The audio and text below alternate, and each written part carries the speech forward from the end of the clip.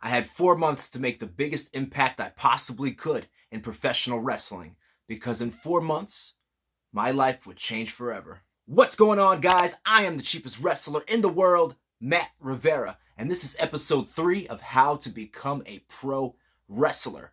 And today's episode is all about in-ring training. We are going to follow my journey for the last 4 months as I go back into the wrestling ring.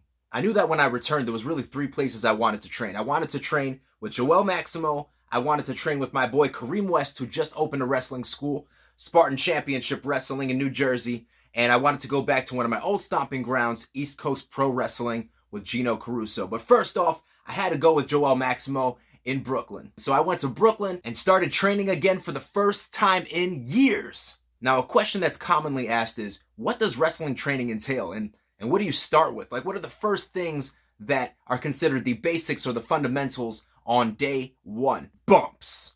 A lot of times trainers will have students start off with taking back bumps because they're kind of like, look, listen, if you can't take this, then this business is not for you. I had taken a few back bumps at Spartan Championship Wrestling when I went to check out the school, and they were, at best.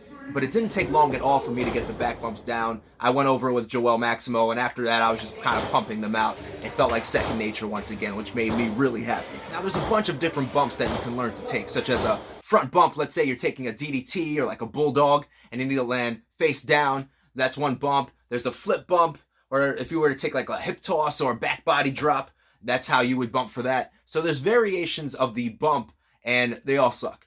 They're not really fun to take, but it's, hey, listen, it comes with the territory, right? Another fundamental skill for professional wrestling that you need to know is how to roll. I never really had an issue with this until now. For some crazy reason, I just couldn't roll. I'm like, dude, just roll. Just flip over. You can do it. What's the problem? But I would do it crookedly, my landing would be awkward, and I would do it over and over and over and over and over and over and over and over and over and over and over and over again. But I just couldn't do it. What's the problem here? And now I look back at it, and my knee started hurting. I did a few, my knee started hurting, and I'm like, why is my knee hurting? It doesn't even make sense. And I realized something.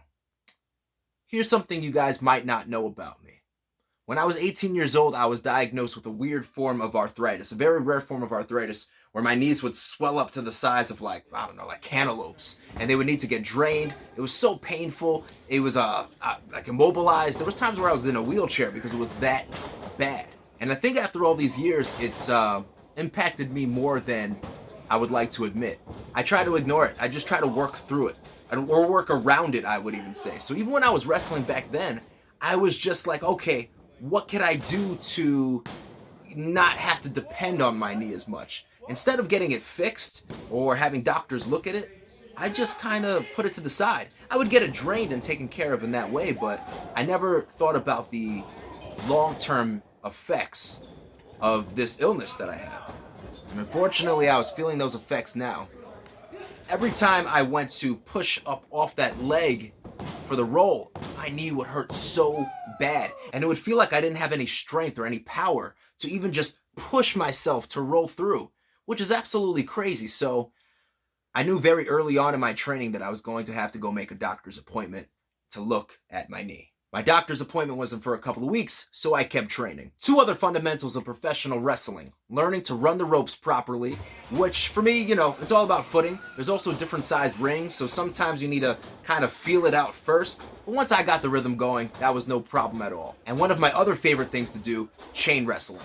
At the start of a match, you'll see a lot of times the wrestlers might tie up with each other, kind of get someone in either a headlock or maybe an arm wringer or an arm bar. They do these different techniques, usually either to feel each other out or maybe to lock in a submission and hopefully tap out the opponent.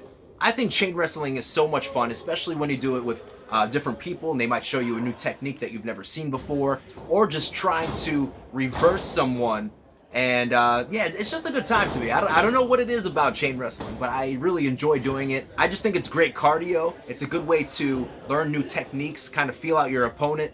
And it's one of my guilty pleasures in professional wrestling. I love chain wrestling. Now, admittingly, I don't work out like I used to work out. During that episode of Extreme Cheapskates, I was working out for hours every single day. So now, fast forward to current day, my cardio is garbage. Oh my gosh. I was breathing so heavy, completely out of shape. So in the back of my mind, I'm like, Matt, you need to not only train in the ring, but you need to train outside of the ring too. Dude, you have some catching up to do. You need to work on your cardio and your stamina.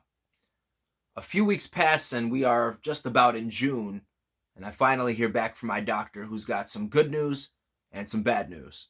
The good news is there's nothing specifically wrong with my knee. There's no ligament tears, there's no long-term damage that they can repair with surgery or physical treatments, which is pretty good news. But the bad news about that is there's nothing they can do. I'm just going to be in pain, and my knee will never be 100% ever again. But that wasn't the worst news I received that day. When I went to the doctor to get my knee checked out, they also took some blood work. Long story short, for some reason, my body is lacking half of my red blood cell count, which is leaving me tired, which is leaving me weak, which is also impacting things like my stamina and cardio.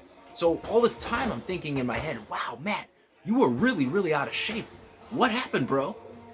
But for some reason, I'm basically anemic. So the doctor doesn't know why. He says, Matt, have you lost blood recently? Like, did you use the bathroom and lose blood in the toilet or something like that? No. And I hadn't. So why? Why is this happening?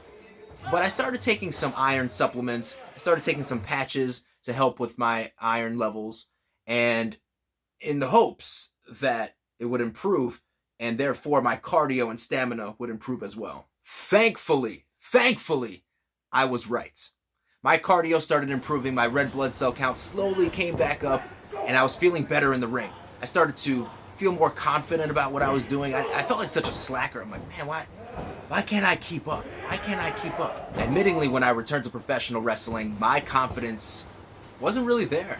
A lot of people know me as the confident guy, the cheapest wrestler in the world, the #1 attraction, Matt Saxon, and everybody else is just second rate.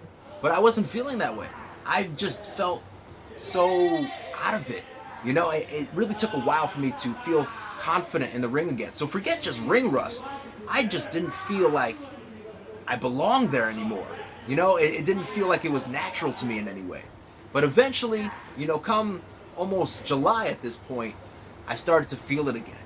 I started to feel it. I started putting together moves, started doing these sequences, these different drills in the ring, and things started to really come together. They started to feel more natural. I started to feel more confident and started to feel more like myself, started to feel like a professional wrestler.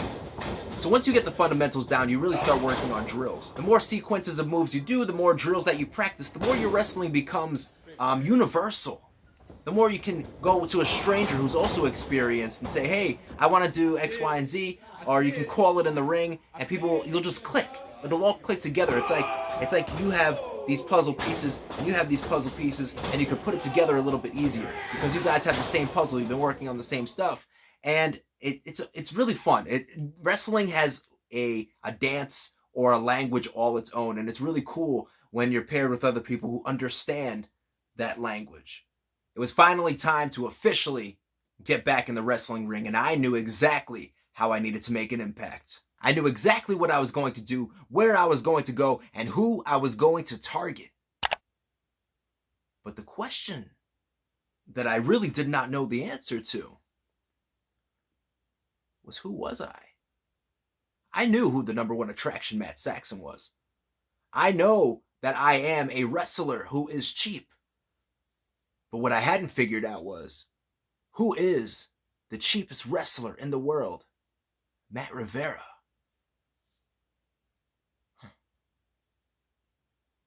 It's time for me to figure that out. I've got to give a special shout out to the Frugal Faction.